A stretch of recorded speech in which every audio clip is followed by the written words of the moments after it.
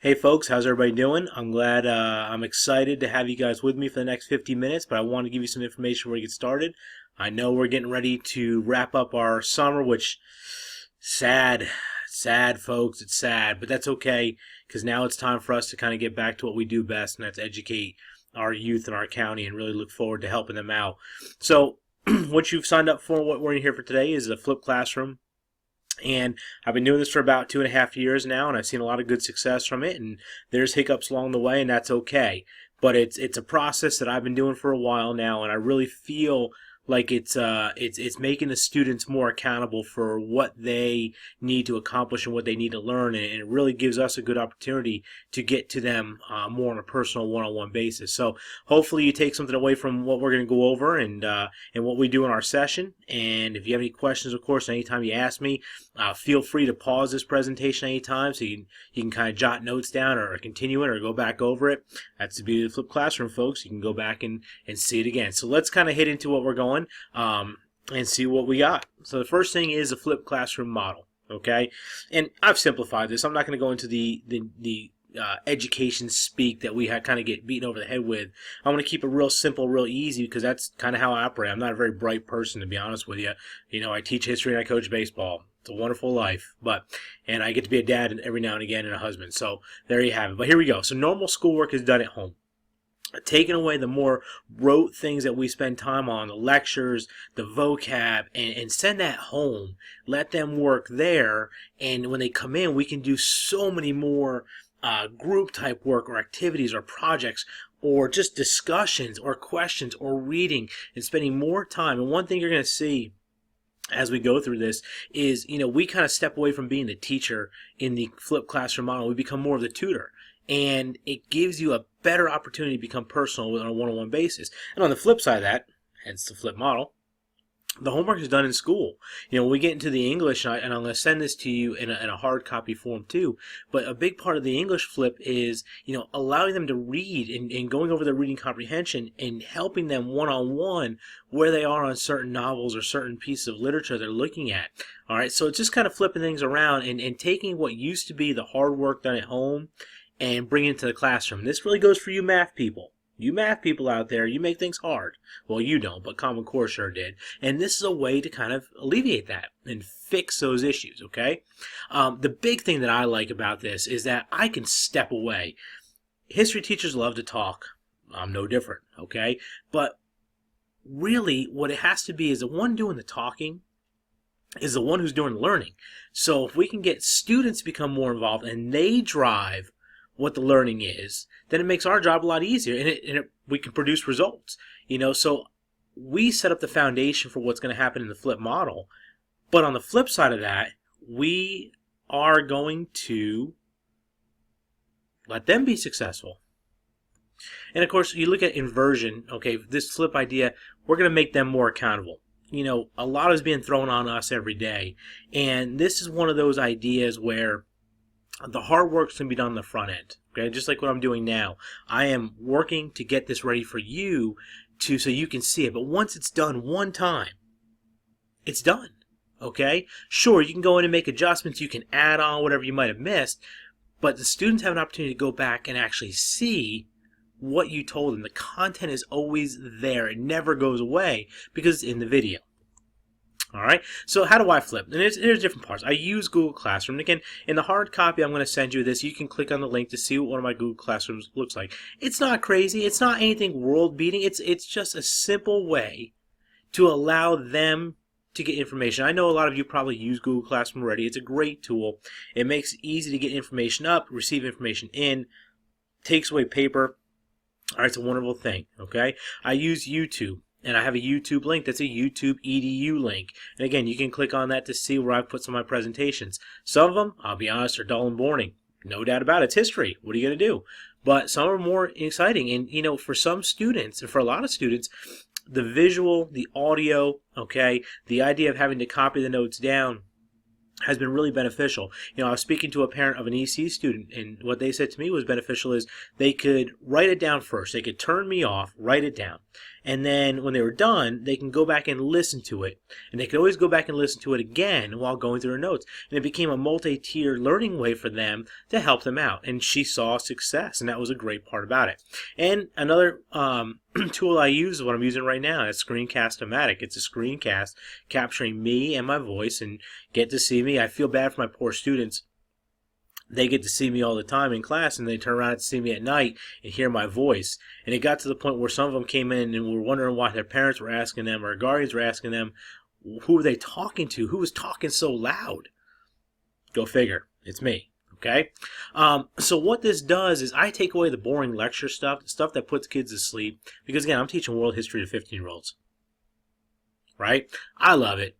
Get them to love it because they get to see really the impact that it has on society as a whole. Okay, so when I do that, we're looking to create assignments that are utilizing technology, at least in some way, shape, or form, whether it be their smartphone or the Google Chromebooks, or if they have iPad accessibility, whatever you have, even if it's just one thing that they could do in a group, it's making it more interactive for them, and it's making their hands go on what's happening. Okay, and that's a big part. I know I'll keep on referencing history because that's what I teach, but it's a big part of making it come alive is if they can actually do it themselves. All right, and that leads to having the accessibility to Chromebooks. We've had a great program in this county that has allowed us to have Chromebooks in some way, shape, or form in a lot of our classes. And we're very fortunate at North that I have a set of Chromebooks in my room that I share with myself and another teacher, and of course it gets shared throughout the school. But really, she and I kind of work hand in hand, kind of making sure our kids are using them. And really, it serves a lot of purposes. As you can see here, it allows students to get access to technology they might not have at home, especially word processing technology. The smartphone's good, and I had some kids do some work on smartphones, but this is a good way to get word processing, but they have the access to it when they need it, okay? The other big part, and I like this, especially with my EC kids and my regular students, and even with my honor students and my AP kids, is that students can work at their own pace.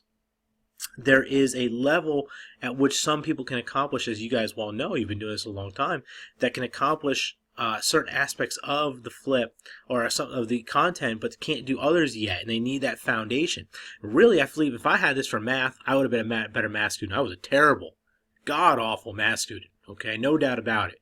If the world depended on me figuring out math equations, you might as well kiss this world goodbye. But I think if I had the opportunity to practice it more in a way that I could hear the teachers telling me better or to explain to me in different form, at least what they wanted, I might have picked it up a little bit differently, okay?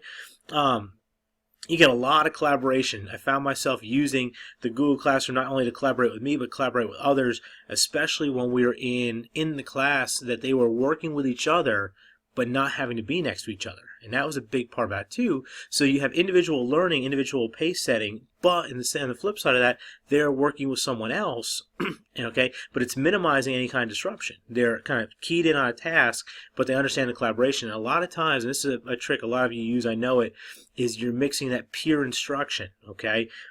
Using someone who may have a higher level of understanding, mixing with a lower level within the same classroom, and that's a big help. But to do it anonymously, where the only two people who know who's working together are the two people that are collaborating, or the three people that might be collaborating, it really helps them out a ton, okay? And it definitely encourages investigation, especially in history. A big question I like to ask, and my students know it, is a very simple three-letter word: why? Why did this happen? Why was this going on? Why was this decision made? Why were these agreements taken care of? Why did they go to war? Okay, if you understand the depth of it and how history or a lot of concepts and content take you back to different levels, it makes more sense in the long run. So it's definitely encouraging investigation and opening their mind up to something a little different. All right, here's what I've found. Students love to work at their own pace. There's no doubt about it. When the timelines are set up and the guidelines are set up where if you complete a task, it becomes very process driven. You complete a task, and then you can move to the next task, and then you can move to the next task. Students start figuring out what they can accomplish, how they can do it on their own, but then where you need to step in and help out without actually doing it for them, okay? As opposed to just, here's a test, here's a quiz, figure it out. Now we become more process driven, okay? I can get to more students. In a class of 30, if I'm just lecturing, I'm getting to maybe 5 or 6. Another 5 or 6 are kind of keying in sometimes, and most of them are not even paying attention. Now, They have you and me. That's it. One-on-one right now to engage them, at least in the content. And then when we get to the classroom, it makes it easier to kind of bounce around from each person to see and meet their individual needs. Okay? Saves time. We're on a time crunch. There's no doubt about it. The state is asking us to accomplish a very large amount of information in a very short amount of time. We're saving time. Okay? We're putting the information out early. That way we're not wasting that time in class. You Spanish people, you foreign language people, you're going to like this because you're going to save time on the rote stuff, but you're going to go back to spending time on the conversation, which becomes more enjoyable. Math and science, same deal. Okay? No doubt about it. This was meant up for you originally. All right? Students are much more engaged because now they have to be engaged. They know that they can't fall behind. They have to know what's going on to understand. And there's some hiccups that can happen with that, but we know how to fix them. Okay? They definitely understand concepts better, as most tests that we're moving to are conceptually based. This definitely helps us out, especially with the Common Core ideas. Okay? And we're improving the skills they need, not just for school, but for real life. Critical thinking skills, reading skills, writing skills, and being organized. A skill this guy has taken a lot of time to work on. So what are some hiccups? Okay? Normally the biggest issue, I'm sorry my face is in the way here. I'm going to slide this down just to begin. Normally the biggest issues that students come back to me is they don't have the internet at home. There's no computer, or there's no way to get to a public access of a computer. Those are usually the big issues, okay? Or something may happen when they lose internet for the night because the power went out, or you have an issue where, you know, they didn't pay the bill. I mean, anything can happen. And there's no doubt about it, but there are ways to get around these problems and ways that you can do it very successfully, okay? One, smartphones. There's no doubt about smartphones. Every single piece of information that's being sent out can be accessible through a smartphone. So that's huge. Most of them have it, okay? If they don't, no big deal. Flash drives. I got 10 flash drives last year. Okay, I have them. I loan them out to the kids when they need them. I download the information. I send it home. If they don't have internet at home, no big deal. They can still get the information. A lot of them carry their own flash drives. Have them bring them in, download it, upload whatever you need to do to their flash drive, and now they have it for good. So flash drives become a way, if they have a computer at home but no internet access, that they can get to it. Time in class. And this actually isn't a bad deal. Give them time, and this really goes for your students who, aren't doing the work, aren't being consistent, are having troubles for whatever reason. Give them time. You can tier your classes. You can set something up where you have those making up work or catching up on work, those doing work that's in the moment that had to be done now, and those who are working on work that may be done down the road. Okay, and again, we're setting in stages. We're moving to that process where they're accomplishing, because ultimately they need the content. They need the content information, okay? Once they get the content information, then they move to doing the actual practice, and that's where you step in. You can let them get the content, put the headphones on them, let them accomplish that. They'll get it done, okay, and move forward. Or, and this is really good for elementary schools, flip in class only. No homework. I don't want, my daughter's almost 5 years old. She's going to go to school next year when she's going to turn 6. I don't want her coming home with a lot of homework. I don't blame you if you don't want to send home homework. I get it. Flip in class. Do it in the class. Set it up where the students can do it right in front of you. And then as they accomplish different tasks, they move around. Okay? Set up a one level of a first level type centers where some are working on a certain aspect of learning the content. Others are setting up on another aspect, and move from there, okay? Or set up something, and this is what you'll see in the hard copy with the elementary. For them, do it just as directions. When they're in groups, put one computer in front of them with just directions on how to do the task. That way you're not repeating yourself over and over again, and they can really move from there, okay? So, we're going to speak some more in class about this, but I want to give you a little background information, no doubt about it.